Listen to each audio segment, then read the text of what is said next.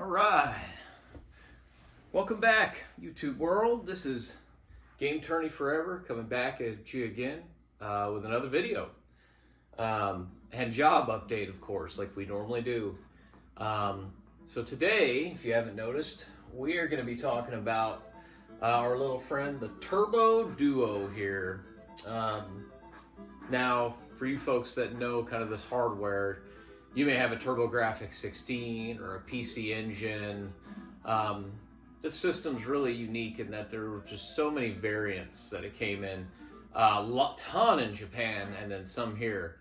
I personally have the Turbo Duo, the US version, and so that's the model that I'll be rocking today. And so yeah, I'll get into that. Like always, some of my favorite games, rare games, my first game, games, and then a job update. And I'll start with the job update. So still applying. Actually had a really refreshing experience on Friday. I actually went to go apply at a place my brother works. And Pat, if you see this, hey, thanks for, giving me your blessing to come in there. But I just want to say it was so refreshing to walk in there, shake his hand and be given an application. And this is it is family owned, but this is a massive building. They're a distributor. So you walk in and it's very corporate looking, but it was just, I've been applying online and LinkedIn, and to do it the way that I did in the first 15 years of working from about 2000 to 2015, it was just so refreshing to get a face-to-face, that personal. I think people need to cut out the resume filters and all this stuff online and just do that. Because to be honest with you, I don't know how many people are willing to get up, get ready, and go do that anymore. But the people who are the people that really want a job. So anyway, just a side tangent. So back to our friend the Turbo Duo here. So history with this system. This is another one that I never heard of. I didn't know it was a thing. I didn't know it existed. I may have seen it in like a game magazine, like mentioned, but none of my friends growing up had one. I never saw one ever. I can't even remember seeing them at kiosks or anything in stores back in the day. It wasn't until YouTube came around and I saw various YouTubers talking about them. There's big three that I can think of off the top of my head. The first one, I'm wearing his shirt, Turbo Views. I got his full DVD set here. If you've never heard of this channel, I highly recommend it. Go give him a watch. Give him a subscribe. He's kind of cut way back on content because he actually achieved what his goal was. He wanted to review every TurboGrafx game that came out in America, and he has a full collection. And he has every episode on here, but you could find it online on YouTube as well. And he's really down to earth, funny, friendly. I love his channel. His channel is like, that's YouTube. And he never changed the whole way, and I love that. So highly recommend you give him a watch. Actually, when I find games, when I see a game, I pull up his reviews and watch it and see his rating before I decide to pick it up. There's like a one time where I went against his rating for Keith Courage in Alpha Zones. I know he's not a big fan of that game, but hey, it was complete. It wasn't too expensive. And I actually liked the game, so I picked it up. But for the most part, you can trust what Chris says. Another YouTuber was Happy Console Gamer. Old school. I love his videos.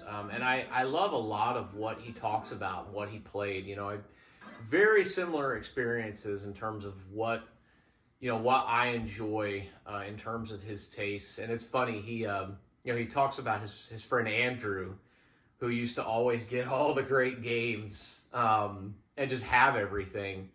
Well, my name's Andrew, and my best friend John, my next door neighbor, was that. So like John, Andrew, it's like the exact reverse.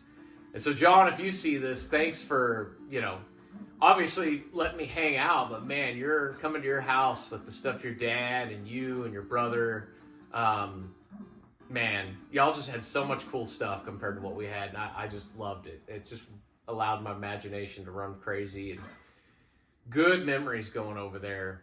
And then the last one, Bithead 1000. Love me some Jesse. I wish I could speak and kind of be the way he is, but man, he is he is one unique guy. I love his channel.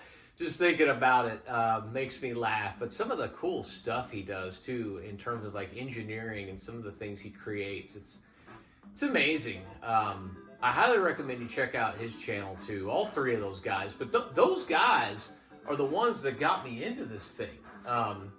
And so I remember I saw one at Lakeline Mall here in Austin, somewhere between 2013 and 2015. It was $500, and I had kind of looked into this, and I had heard the Turbo Duo was pretty rare and expensive because it was kind of the the all-in-one. For those of you that don't know, the TurboGrafx, it came out and it played HuCards. About a year or two later, they released the CD unit, the very first CD unit, which allowed you to play CDs, and you needed the CD card and it would connect. And then later on, a couple of years later, they came out with a Super CD card, which upped the RAM and lets you play even better, more powerful games. This thing took all of that and put it into one, sleek, nice design. And so when I looked into all that, I was like, that's what I want. I know some people like to go for the PC Engine or the Duo R. I'm a bit of an American US purist. I like to get the US systems for the most part. I do have one import system that we'll get to that later down the road, and I'll talk about that. But I did want this machine. And even though it was pricey, I was excited to get it. At the time, PS4, Xbox One, Wii U, that was kind of what the mainstream stuff was. Was loving my Wii U, having a decent time with my PS4. Don Matrick completely lost me. I never went beyond 360. 360 is where my Xbox days ended. So just to make y'all aware, you won't see any sort of Series X or Xbox One stuff from me. But anyhow, got it. It came with 2 games. Came with Battle Royale and, what's that? Vigilante. And so I picked up the system, and there was actually a place in the mall called Gamers. This guy, Tim, worked there. Real cool guy, real nice guy. I bought a lot of stuff from his store. But I had talked to him about this system, and so after I picked up the system, I walked down there, and I let him take a look at it, because I wanted to just, I'd read about this system and how temperamental it was with its capacitors and, the sound going out. And so he gave it a once-over just from the exterior, and he said everything looked good except one thing. They kind of made a makeshift power AC adapter. It was like a cable, to link to a cable to get this one to work. And he's like, you can use that to run it, but it'll cook the system. And then he showed me the AC adapter was like, it brought in more power than what the system wanted. And so I talked to him about it, and it turns out he actually had one that he made that was custom for the system. And so he had talked about maybe he had gotten an OEM one and he would sell me that one. And so I left and I came back the next day, and that's exactly what happened. He called me and let me know. And so, yeah, I bought the custom AC adapter that he made. I still use it to this day. Works great. The specs are right on line with the Turbo Duo, and it's wonderful. So thank you, Tim. I don't think you'll see this, but if you do, man, I appreciate you working with me and getting me that AC adapter to work with this thing. But anyway, after I got it home, powered it up, tried out Battle Royale and Vigilante. And man, I didn't like either one of those games. I was not a fan. Battle Royale especially, didn't care for it. I'm a big wrestling fan too, so that was a bit of a letdown. And then Vigilante, I know it has its fans, but I just could not get into it. So I ended up just selling those games. I just traded them in and getting something else, and I sat on the system for a little while. I didn't have anything to play on it, and so during that time, I was starting to upgrade my cables for my game consoles. HD Retrovision cables had come out, and I saw just what they did to my Genesis and my Super Nintendo. And they started making adapters, so I started upgrading all the systems, and I read that the Duo, you had to RGB mod to take advantage of that. So I saw on Castlemania Games, that's where I was buying the cables, they had a list of modders, and I had reached out to them if there was a modder that they recommended. And they recommended this guy named Jose Cruz, and so I reached out to him. We had a good bit of chit-chat, and he's like, yeah, send it over. And so I asked him to do a full recap. I saw that GameSack do that on an episode years ago, and I asked for an RGB mod. And so I think I bought that kit from Voltar. And so I put all that in, sent it off. Took him a little bit. He did get it done. He did throw in a bonus, though, when we were chatting, because he was really great. He was sending me videos and photos of, like, progression of working on the system and showing me kind of how damaged it was and while he was saving it. And, you know, I was a novice. That's the first time I'd sent something off, shipped ever, to, like, get modded or anything. And so I used UPS, and it was kind of expensive because I paid for it there and back. And he was like, man, that's really expensive. And just complimentary. He's like, I tell you what, because you spent that much, I'll throw in a region mod.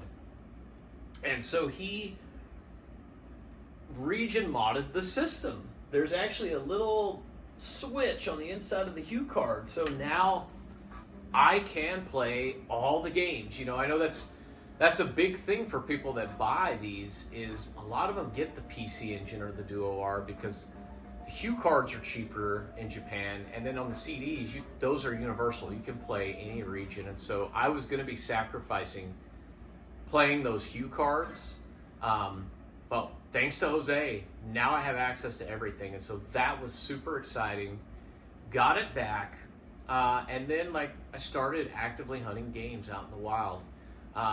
And the first games I found were these three over here. Now, I can't remember the order in which I got them, but they were all around the same time. Legendary Axe, which you see I have up here. I normally always put my first game up here. I really think it was this one, but it may have been Alien Crush or Dungeon Explorer. I'm not 100% certain. I just know I got all three of these in very close proximity to each other. And I used to hook this thing up to my tube TV at my tournaments. And we'd play on it on the side, like while you're waiting. And I have a friend, his name's Mr. Gongaware. And you know who you are, Gonga, if you see this. Hey, man, you're part of the reason I kind of got into this whole thing. He was the only person I'd ever met who, I think he said his brother or his family had a TurboGrafx. And so he kind of gave me recommendations on games and would get me excited about the system and collecting for it, playing it. And so I really started, you know, I'd always keep a lookout for the games and stores and all that sort of stuff, and started to pick up things here and there. And so before we get into, you know, I mentioned my three first games here. Before we get into some of my favorites and rares, I'll start talking a little bit about the accessories that I have. So let's start with this controller. I love this controller. I love the color accent of the gray and black. I love the buttons, the D-pad, the turbo. You know, we've done the NES and the Master System, and now this so far, this is my favorite. It is just so comfortable to use. I mean, it's the NES controller, but with turbo. The one drawback from this controller, the cord length is pitiful. I actually play this system mostly on that small tube right there because you have to sit right here, and to play on this thing, it's just right in front of your face. So this little guy over here, it works real well for the Duo. But yes, I love this controller. The system came with this, so that was great. I ended up later on finding and picking up another one. Hard to find, more expensive than I thought. These Turbo Duo controllers they're not easy to find, and they are pricey, in good shape. But I had to have two. I definitely wanted to have two. They also use the PC Engine connector, not the TurboGrafx. So, you know, if you have if you buy TurboGrafx controllers and you have something like this, just know you're going to have to get a converter. You need to make sure if you pick up a Duo or anything from Japan, you're picking up things that work with the PC Engine, not TurboGrafx stuff. So yeah, I picked up another one of these. And so with that being said, of course, I had to get the Duo Tap. Not the Turbo Tap, but the Duo Tap. Turbo Tap, again, uses the TurboGrafx 16 controllers. The Duo Tap will use the Turbo Duo controllers, or PC Engine, which is nice. Like the coloring too, you know, it's white instead of the black, but was really happy to get this. I actually got it boxed. I got the box up in the closet, but could finally play 2-player, and something I've always wanted to do, 5-player Dungeon Explorer. Now, we did it one time after a tournament, but it was just for a little bit. I would really like to organize a night to get together and really like sit down and play it and go through it with 4 of my friends. I do have a cool picture though of 5 of us playing it. It's pretty neat. But definitely recommend one of these if you want to play multiplayer at all on the TurboGrafx. You're going to need one. Next controller I picked up to get that 3rd controller going was this Avenue Pad 3. So this is a 3-button controller. There are certain games out there that will actually support 3 buttons. I believe what it does is I think it moves select, so you're not having to press select. It hotkeys it to the 3rd button. But there are specific games that support it. And yeah, it really comes in handy for those games. I'm trying to think. I know I have a few, and I can't think of off the top of my head which ones they are. But when you're utilizing it, you get to press a button as opposed to select.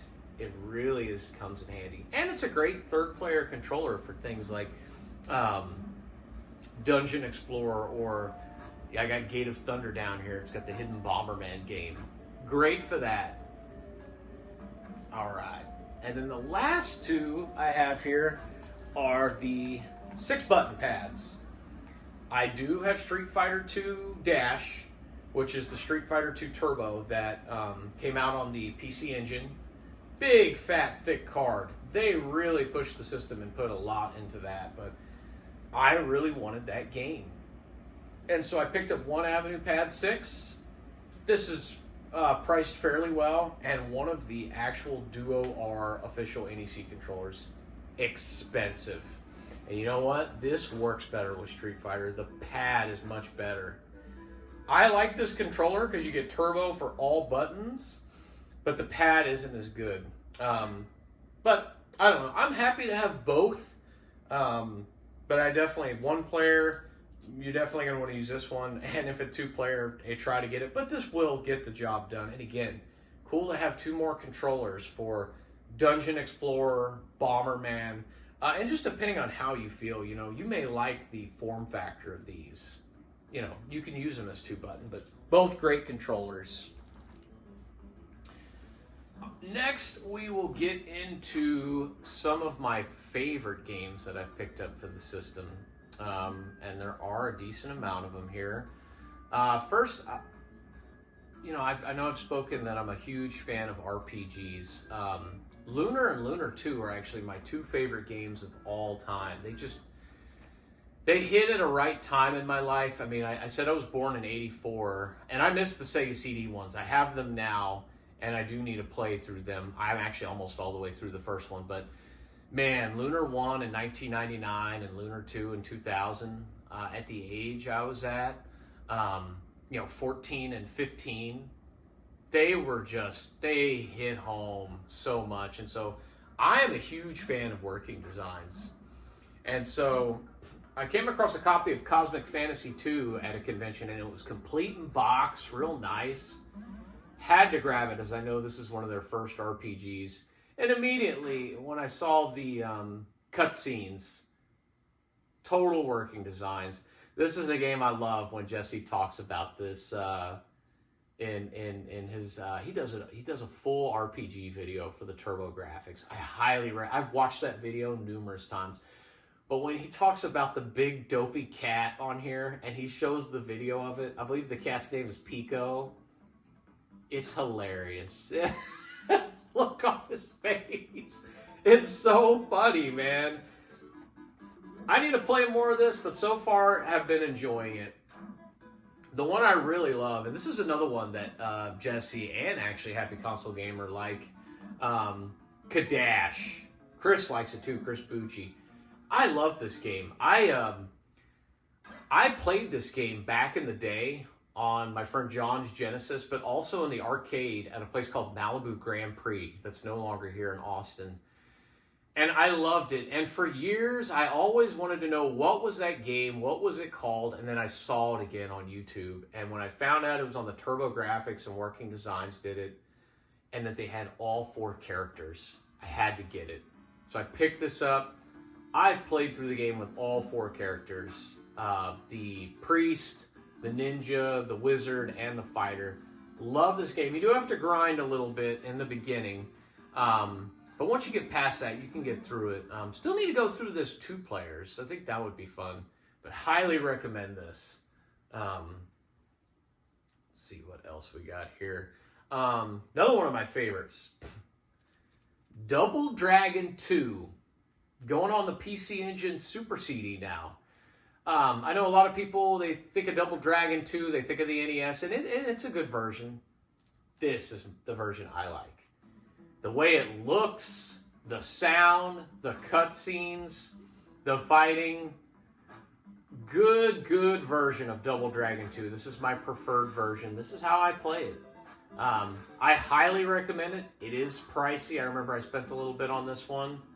But very fun, especially 2-player. And beatable. It's forgiving. But a very fun beat 'em up for the system. All right. Another one of my favorites. Need I say anything?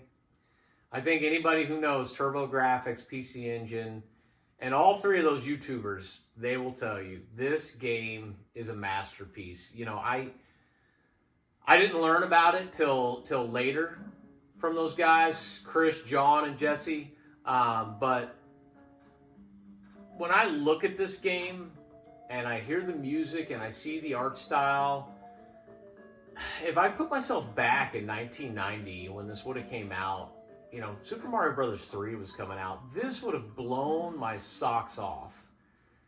I mean, it still blows me away today. You know, I've kind of come into this period where I actually appreciate older games more. They wow me now because I look at them and I'm amazed now, but then I kind of put myself back when it would have first come out, and it's like, holy cow. Incredible. Highly recommend this if you can find it, get it. Something I want to say actually too, because a lot of this stuff isn't cheap. It's expensive, especially to get it complete. There are other ways to play a lot of this, you know, a lot of this TurboGrafx, PC Engine stuff. For me personally, I got my first taste with the Wii Shop. I remember picking up Super Air Zonk 2, Rockabilly Paradise. I can't remember the name of it, what it was. And maybe something else. I can't recall. And then on the Wii U has a surprisingly good amount of TurboGrafx selections. I remember I grabbed Shockman, all 3 of the Soldier games, Final, Soldier Blade, and Superstar Soldier, Bonk 3, because it's really expensive, Lords of Thunder, just a bunch of different games. Now, unfortunately, you can't do that. There's always emulation. I'm not an emulation guy. I don't have nothing against it. It's just not for me.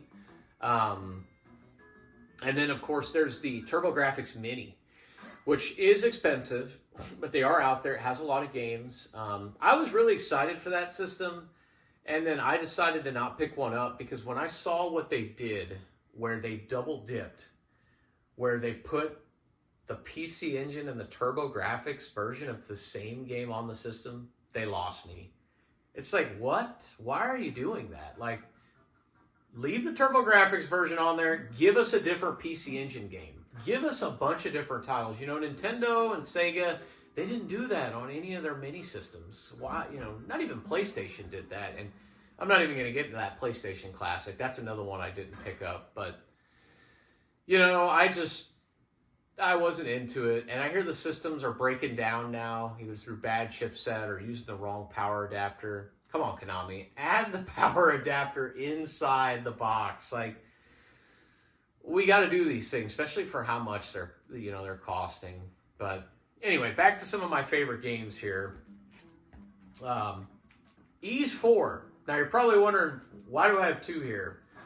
So I have the original Japanese version as well as a English repro. Now, I'm not a huge repro guy either. I only pick up reproduction games for RPGs in most cases that I always have wanted to play but never came out here.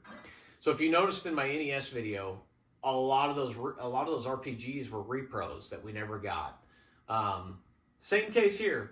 Man, we should have got this incredible game, Dawn of Ys. Yeah.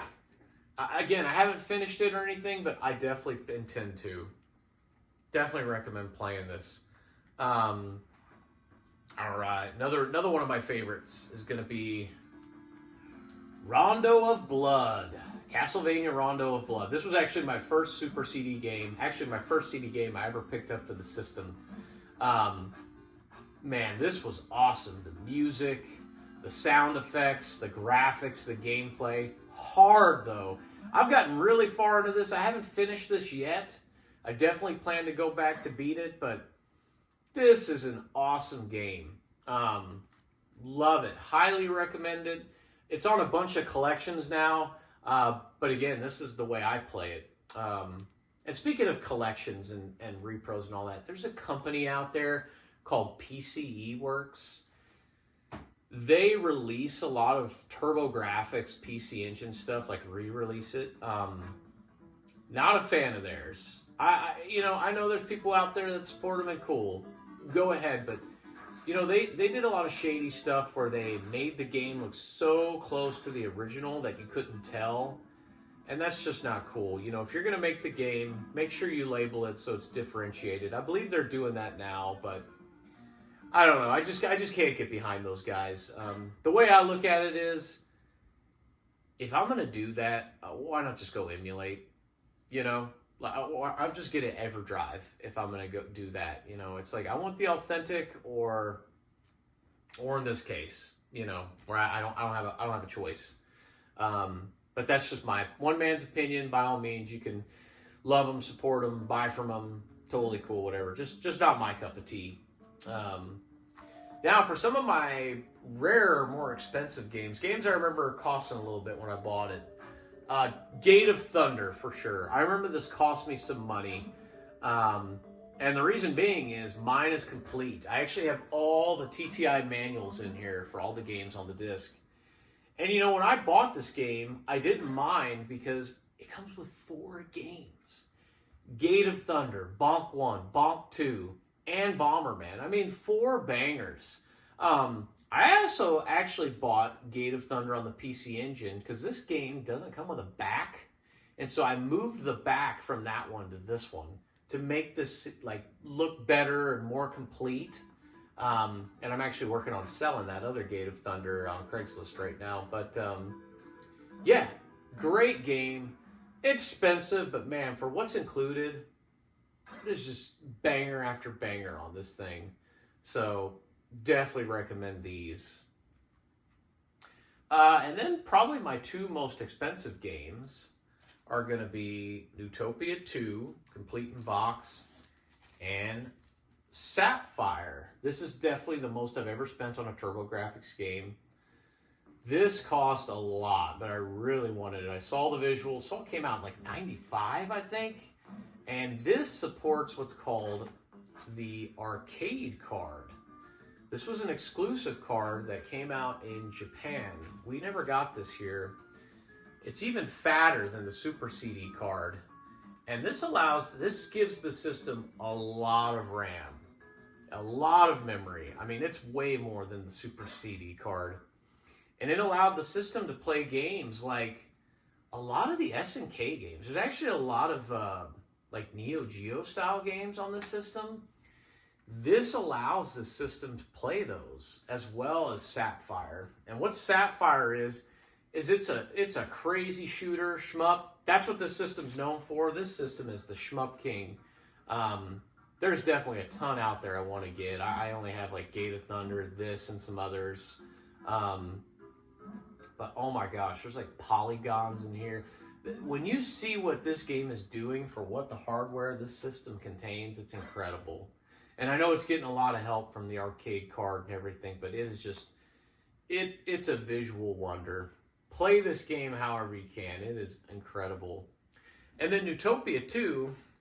So what makes this game so valuable is some of the later HuCard releases, they stopped putting them in jewel cases like this and started only putting them in cardboard boxes with trays and a manual.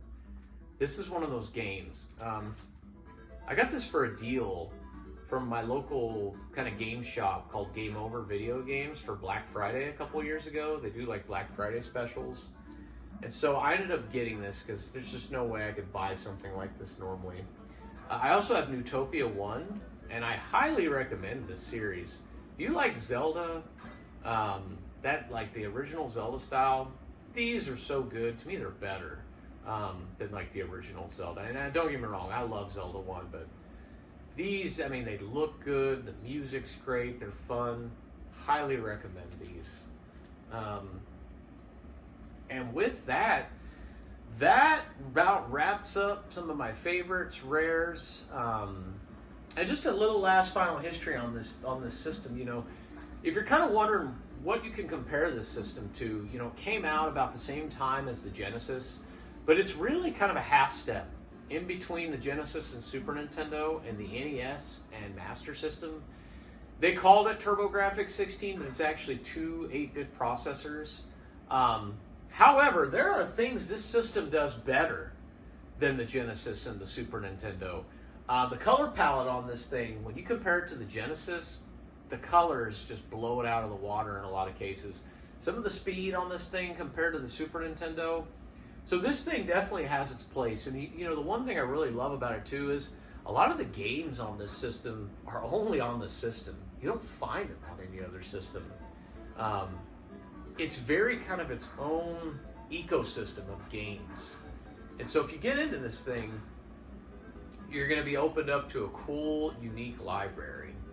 And so with that, I'll show off some of that. I know it's been playing in the background, but hey, let's do one level to close out this with a little bit of Legendary Axe. So we'll hop in here, and I haven't played this in a while, so forgive me if I'm terrible, but we're going to try. And just to let you guys know how I'm playing this, I'm using HG Retrovision component cables through a PC Engine like Duo adapter. I've got the spider guy here.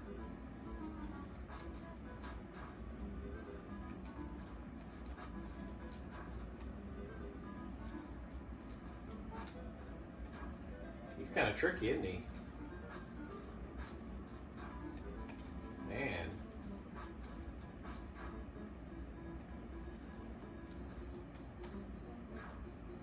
Kind of got his pattern a little bit, but I'm worried I'm going to get hit. There we go, got him. Alright.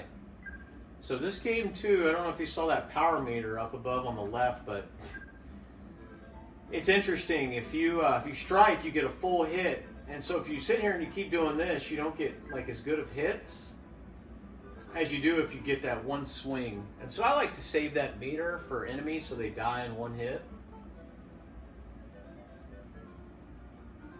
And man, yeah, this game looks great through RGB. It's interesting too, my tubes are both, they're a little different from each other. When you look at them, I have the color palette set just a slightly different. I think the big one is more of a warmer, and the small one is a cooler sort of look. I kind of like to have a little bit of a different look. Kind of get you some comparisons there, but I think it looks nice on both. And it's a fun game, very responsive. Oh, bear. Oh, man. Oh, boy, they're getting me good. Oh, that was good. And there we go. There's the first level of Legendary Axe. So, guys, I appreciate y'all joining me again for another video and my history and thoughts on the Turbo Duo. We will catch you on the next time. And again, I highly recommend this system if you have any interest in it. Bye for now.